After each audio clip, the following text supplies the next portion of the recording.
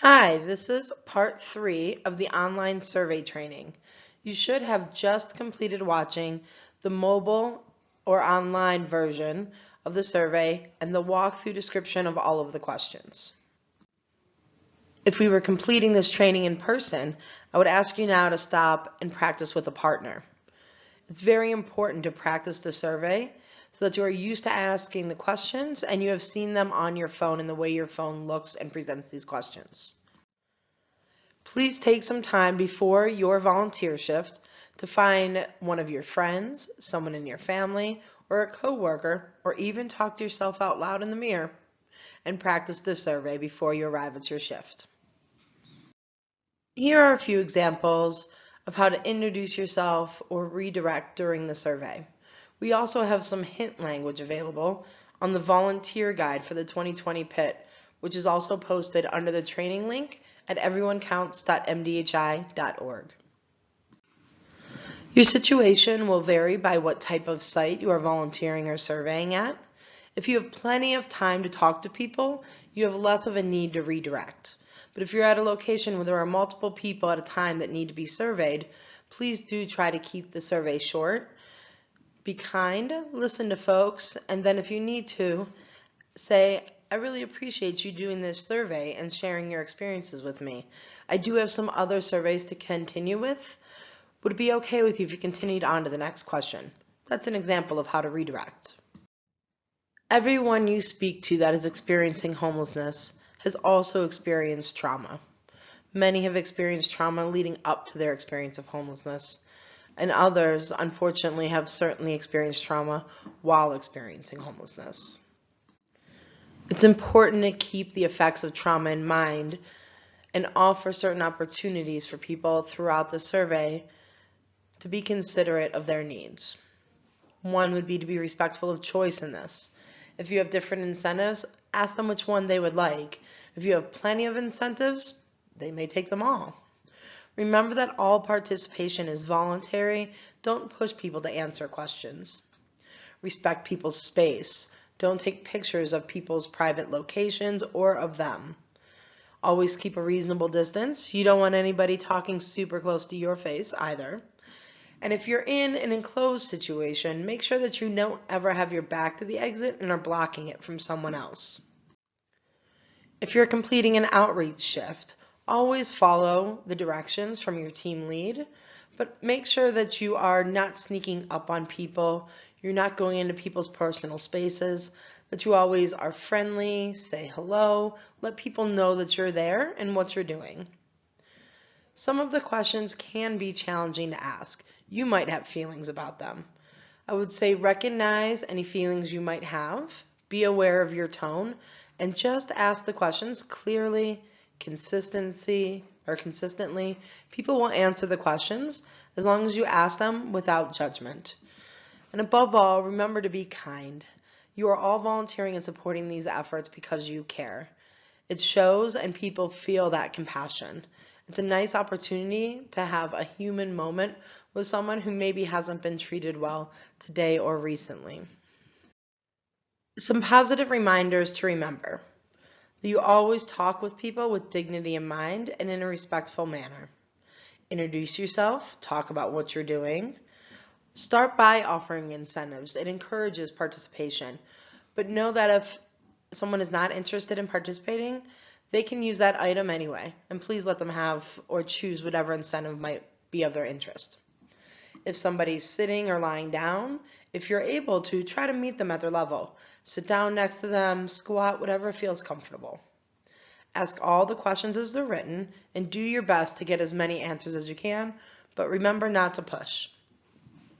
Participation is voluntary, and throughout the survey, you are able to skip any questions that folks would not like to answer. And always remember to be genuine and really thank people for their time in talking with us today. A few things to remember not to do. Your point of contact will lead you in all of the procedures for the day, but remember not to hand out surveys for others to complete. They do need to be administered and asked directly. If anybody doesn't want to participate or answer certain questions, that's perfectly okay. Don't bring expensive or excessive items with you. If you're able to leave things at home, in your car, or not come out with them, that's ideal. You want to dress casually and comfortably for these events. Don't promise housing. Today you're doing a survey. We are getting more information and develop plans, but housing is not something you'll be able to deliver directly from this today. Always keep your safety in mind. Don't put yourself or others in danger. Don't wake people up, and always make yourself known and don't surprise people. The safety of yourself and those around you during this survey is the most important thing. If you're doing outreach, make sure that you know your team lead, that you have exchanged numbers. If you're going out, that you're going out in smaller groups where you can always see each other. And by smaller groups, I mean maybe 2 or 3 at a time talking to people, even if your full group might be a bit larger. If you all walk up to people in a group of 8, I guarantee you won't get many surveys done. Again, always announce yourself, make yourself known, don't surprise people. I would not walk up and knock on cars or open tents. That is not safe and it's rude. Remember to dress comfortably, wear layers. We know our weather can change. Wear good shoes that you feel comfortable standing and walking in for an extended period of time. And most important, always trust your gut. If something doesn't feel right, give yourself some space. Ask your team lead for advice. If somebody happens to need some help, your team lead will have any kind of emergency numbers needed. If someone is just acting a bit upset, it's okay to give them space. Respect their need and walk away and thank them for their time. Across the region, we are working to do a better job during the point in time of identifying folks that are staying in their vehicles. These are usually cars or RVs or campers. Follow directions from your team lead on if this is something you will be focusing on or not. Here is some helpful pointers. What we know from some technical assistance in other communities is that if at least 3 of 6 of these criteria are fulfilled, someone is likely staying in that vehicle overnight. One is that the windows are covered. If the windows are blocked from front to back, that's one signifier. 2, if the side windows are blocked, that could also signify this. 3, if there's condensation on the windows, that's often a sign of breathing and habitation. 4, if one of the windows is partially open. 5, if there are lots of larger items, such as a generator, large storage containers strapped to the vehicle, bicycles, that shows that someone is spending a lot of time in that car. And the last one, something we see fairly often, is that there's a large volume of possessions in that vehicle. It may look like it's in bags. It could be stuffed into corners, suitcases. So any 3 of these signify that someone is very likely staying in that vehicle. During the point in time, your role is to be a surveyor. This data is very important for planning and for funding so we can work in our community towards ending homelessness. You're not expected to know all the resources of the community, all outreach and magnet event locations. Everyone will have resource and information guides that they are able to hand out. If you do have additional questions, again, ask your point of contact or your team lead. A few final volunteer reminders and expectations. Know that all information is to be kept confidential. Anything you learn about an individual is to be kept confidential. This is also why we ask not to take pictures. And on our end, individual data, name, date of birth is only used to deduplicate surveys to make sure we haven't interviewed somebody and counted them more than once. No survey is used individually. All surveys are used in aggregated numbers and reporting, such as the number of parenting youth, the number of folks that are experiencing homelessness for the first time, information like that. If you do have questions, ask your point of contact. Also, please practice the survey. Practice it on your phone or on your tablet. Make sure that you're comfortable asking the questions and with the flow of the survey. Practice it in many different types of household situations. Practice with singles, practice with families, practice with youth and adults, so you're clear on all of the options.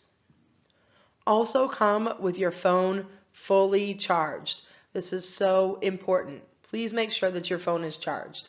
If you have a small portable charger, it does not hurt to bring that. Remember to come prepared for the duration of your shift. Wear layers and comfortable shoes. After your survey shift, we will be in touch to get your feedback and anything you might like to share with us about your time volunteering for the count. Do you have any questions? You can send questions directly to me, Diane Howald, at pit@mdhi.org. If you're staff, please ask your direct supervisor what will be happening at your site or your location. If you're a volunteer, you will be getting a connection email to your site point of contact.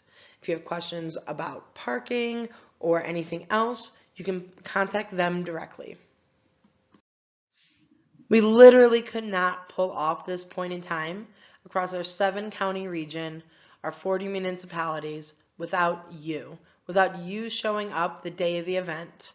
Rain, snow, shine, whatever happens, we need you to survey that day. Thank you so much for your time, for your effort, and for your care. If you have any questions, email me, pit@mdhi.org. Let's get counting.